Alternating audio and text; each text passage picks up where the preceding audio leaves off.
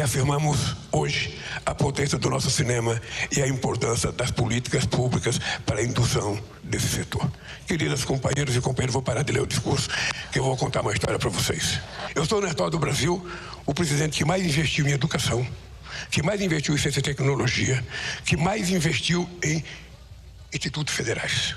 No governo meu e da Dilma, se vocês analisarem bem, 99% das coisas culturais foram aprovadas no período que nós governamos esse país. Quando nós saímos, é como se tivesse passado uma praga de gafanhoto. Acabou. Eu vou contar uma bobagem para vocês.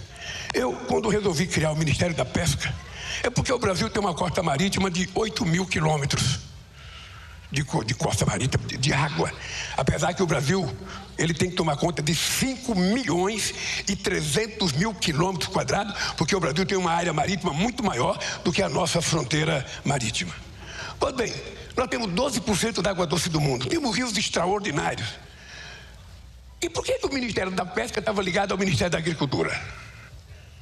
Quando eu resolvi criar o Ministério da Pesca, eu falei, peraí, eu não conheço ninguém pescando em terra, pesca-se na água. Então, se o cara não planta na água, planta na terra, então, que se plante o Ministério da Agricultura, mas que se crie o Ministério da Pesca. O cinema é a mesma coisa e a cultura é a mesma coisa.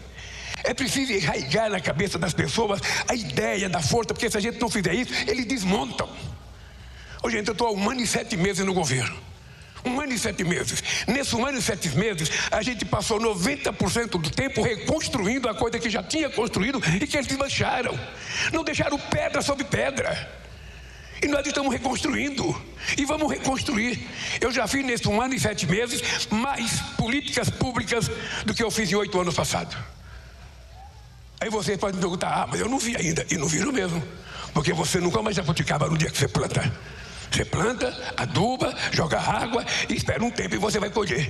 E este ano é o ano da colheita que a gente vai fazer neste país, das políticas que nós queremos construir. E ela começa com um ato como esse. Ela começa com um ato como esse, porque eu sou da turma em que artista, cinema e novela não é para ensinar putaria, é para ensinar cultura, é para contar história, é para contar narrativas, e não para dizer que nós queremos ensinar as crianças a coisa errada, queremos fazer isso com crianças, com jeito que não, nós só queremos fazer aquilo que se chama arte. Arte, quem não quiser entender o que é arte, dane-se, porque nós queremos muita arte, muita cultura e muita disposição das pessoas participarem. O que nós não podemos é ter medo de fazer esse debate. O que nós não podemos é ter medo de fazer o debate. Muitas vezes aparece um maluco aí falando bobagem, gritando bobagem, xingando bobagem, a gente fica quieto.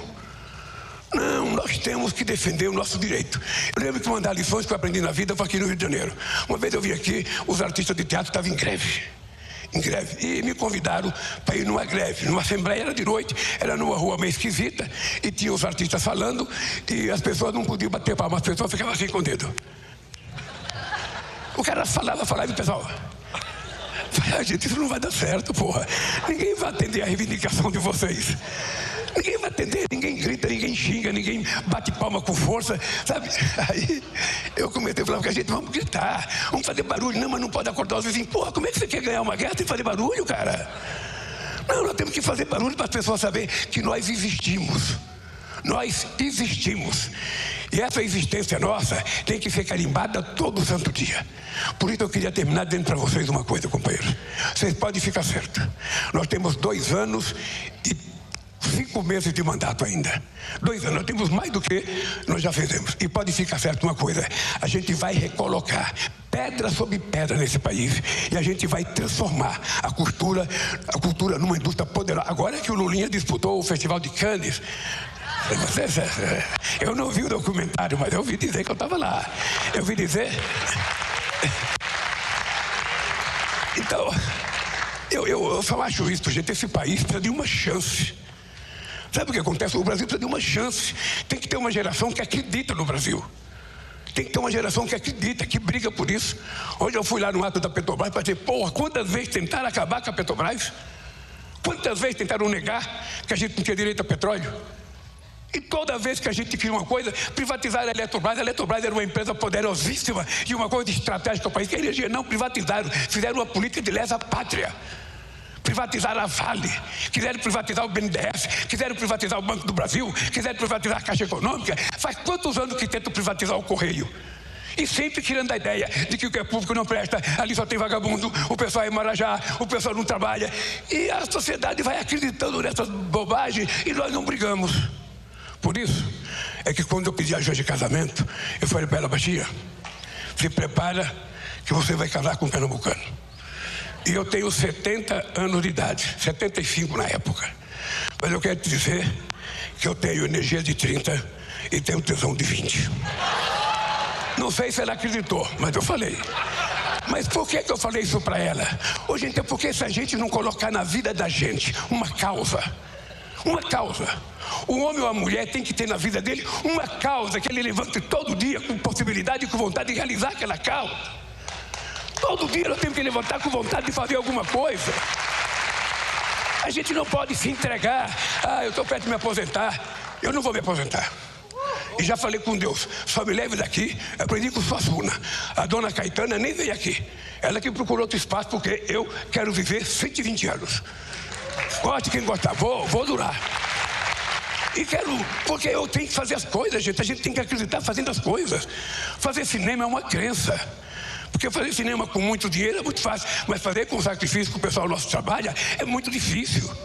Então o que o governo tem que fazer? O governo não tem que ser o patrocinador de tudo. O governo tem que ser o indutor de tudo. O governo tem que criar condições para que vocês tenham acesso a fazer as coisas, que o sistema financeiro e que os empresariados tenham uma postura digna de financiar filme, de acreditar que ele vai ter retorno se ele financiar um filme corretamente. É importante que a gente diga, ninguém quer favor de ninguém. A gente quer apenas a oportunidade de exercer a nossa profissão e a nossa criatividade. E por isso nós temos que regulamentar o tal do voto. Nós temos que regulamentar o tal do voto. Por quê? Porque se a gente brincar, agora no Congresso Nacional, as coisas são votadas pelo celular. Então, quando tem um clima quente, os deputados não vão ficar cada um na sua casa, na sua cidade, e pelo celular e votam. Não é assim, Benedita da Silva. Não é assim, Benedita da Silva. É assim, deputado hoje, Janira está aqui, deputados muitas vezes são convocados para votar pelo celular. Então, é importante que a marcação seja homem a homem, mulher a mulher. Eu acho que a gente tem condições de fazer uma regulamentação para que esse país se transforme num país livre, soberano e dono do seu nariz, dono dos seus artistas, dono da sua arte e dono do nosso futuro. Um beijo no coração e feliz Dia do Cinema Nacional.